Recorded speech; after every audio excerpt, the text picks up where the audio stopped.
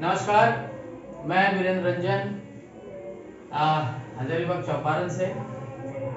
अभी कुछ दिनों के लिए मैं मुंबई आया हुआ हूँ और मुंबई से सटा हुआ एक ज़िला है जिसका नाम है कल्याण।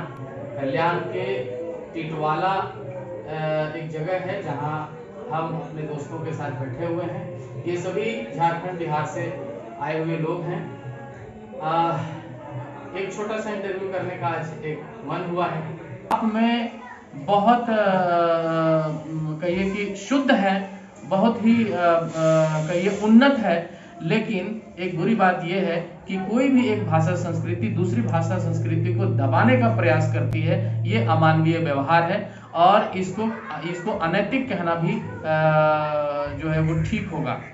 तो मैं मूल प्रश्न हमारा ये है ब्रह्मदेव जी से कि जो खोरठा है वो उसको आप मगही से जोड़ के देखते हैं या आप नागपुरी से जोड़ के देखते हैं?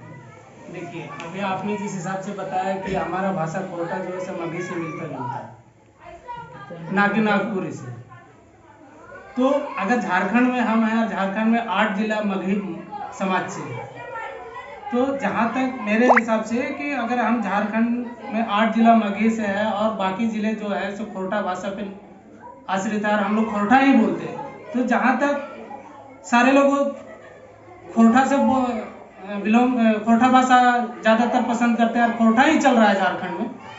तो मेरे हिसाब से मानना है कि मगही और खोरठा मिलता जुलता भाषा है और हम मगही और खोरठा भाषा के लिए झारखंड राज्य जाना जा रहा है। और मैं चाहूँगा सारे लोगों से कि अपना भाषा जो खोरठा है मगही है उसको लेके आगे बढ़े, ना कि भोजपुरी नागपुरी ये सब भाषा पे अपना ध्यान दें। जी, इन्होंने सही कहा, क्योंकि संस्कृति के आधार पर भाषा का निर्माण है और संस्कृतियाँ ये कहती हैं कि संस्कृति के आधार पर जो भाषाएं हैं, अब उसमें जैसे नागपुरी भाषाएं हैं, ये आदिवासी भाषा हैं, आदिम जनजाति की जनजातीय भाषाएं हैं और ये भाषाएं किसी कारण से सरकार के अच्छी पहल नहीं रहने की वजह से या जो शासक लोग हुए हैं आज तक उनका अच्छा व्यवहार नहीं रहने की वजह से नागपुरी शोषित रहा है। आदिवासी आंदोलन के बाद झारखंड राज्य की मांग बड़ी जोर पकड़ी और भारत सरकार ने अलग राज्य की घोषणा की।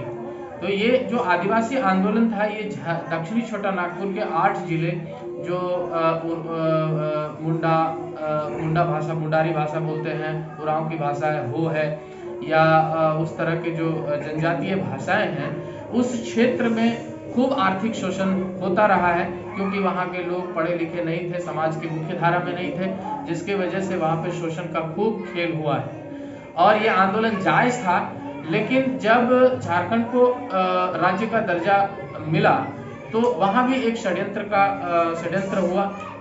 स्थानीय जो नेता हैं, जो नेता थे उस समय के, उस आंदोलन के सापेक्ष, उन लोगों ने फिर से एक षड्यंत्र किया और नागपुरी भाषा से संबंधित उन 8 जिला को ही एक झारखंड राज्य का दर्जा देने की बात थी।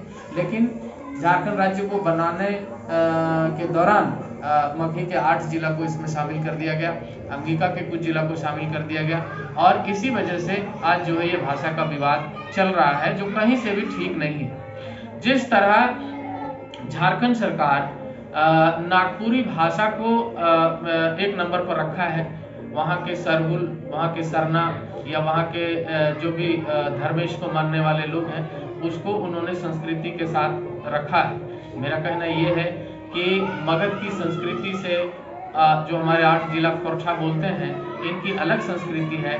जैसे मैं कहूँ कि इन 8 जिलों के जो सांस्कृतिक त्यौहार, मूल त्यौहार है, वो है छठ पूजा। दक्षिणी छोटा नागपुर के लोग छठ पूजा से उतना संबंध नहीं रखते। तो मेरा झारखंड सरकार से ये कहना होगा कि आपको झारखंड प्रदेश के अगल बगल जो भी संस्कृतियां हैं, जो आपके क्षेत्र में आता है, उसको भी मान्यता देना होगा। जैसे अगर 8 जिला मगध के हैं तो आपको छठ को भी आपको राजकीय जो एक कहिए कि त्योहार आपको मानना होगा। दूसरी तरफ आप देखें कि हमारे झारखंड के इस क्षेत्र में जहाँ पर कोडरमा है, गिरिडीह है, तो गिरिडीह जैन परंपरा का एक बहुत बड़ा धार्मिक स्थल है। गिरिडीह का वो कौन सा पहाड़ है? पारसनाथ पहाड़। अब हम अगर जैन परंपरा को कहें कि वो बाहरी हैं तो ये ठीक नहीं होगा। अगर 8 जिला मगध के हैं और उसको कहा जाए कि बुद्ध को हम नहीं मानेंगे, ये ठीक नहीं होगा। अगर आपने देवघर को इसमें जोड़ा हुआ है और आप कहेंगे कि हम बाबा धाम या बोलबम को नहीं मानेंगे, ये ठीक नहीं होगा। तो आपको बहुत सोच विचार करके इस भाषा के विवाद को जो फैलाया जा रहा है उसके लिए आपको एक स्पष्टीकरण देना चाहिए और उसमें ये कहना चाहिए कि बोलबम से संबंधित जो भी क्षेत्र है वो हमारा, हम उसको मान्यता देंगे और जैन परंपरा को मान्यता देंगे, बौद्ध परंपरा को मान्यता देंगे, मगही भाषा को जो है इसमें शामिल रखेंगे, अंगिका को शामिल रखेंगे। तो शायद अभी जो विवाद चल रहा है वो कुछ शांत हो सकेगा और लोग समझ सकेंगे। धन्यवाद। लोग ये जो विवाद है भाषा का विवाद, ये विवाद नहीं है, इसको विवाद बनाया गया है। क्योंकि अगले साल जब बोले थे सरकार कि मैं आते ही 5 लाख नौकरी दूंगा, नियुक्ति वर्ष का सरकार होगा, वो नहीं कर पाए। दूसरा साल गया, कोविड में चला गया, तीसरा साल जाएगा, इसके लिए भाषा विवाद कर दिया ताकि आप लड़िए भाषा के नाम पे। हमें नौकरी देना नहीं है, हमें रोजगार देना नहीं है, आपस में लड़िए। इसके लिए भाषा विवाद जन्म दिया है। सरकार नित नहीं कानून ला रहा है कि आप लोग आपस में लड़िए, हमें नौकरी देना नहीं है, हमको रोजगार देना नहीं, क्योंकि हम दे नहीं पाएंगे।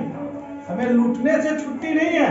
हम झारखंड को जब बैठेंगे लूट के खसोट के अपना घर बनेंगे, फिर 5 साल बाद हम निकल जाएंगे, फिर 5 साल बाद गठबंधन करेंगे, फिर लूटेंगे, फिर वही होगा। झारखंडी लोग जाए दिल्ली बम्बई कमाए और ये लोग वहाँ राजा बैठ के खाए। सही है, बिल्कुल सही है। यही झारखंड की नीति चल रही है और यही विवाद है।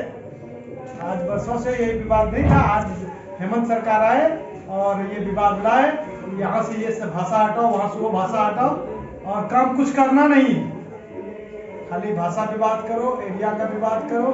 ये नहीं देखो खनन कितना बाहर जा रहा है। आज झारखंड से बिजली उत्पादन होता है, झारखंड के कोयला से। ये मुंबई चमचमाती है झारखंड के कोयला से, लेकिन झारखंड में लाइट नहीं दे पाते।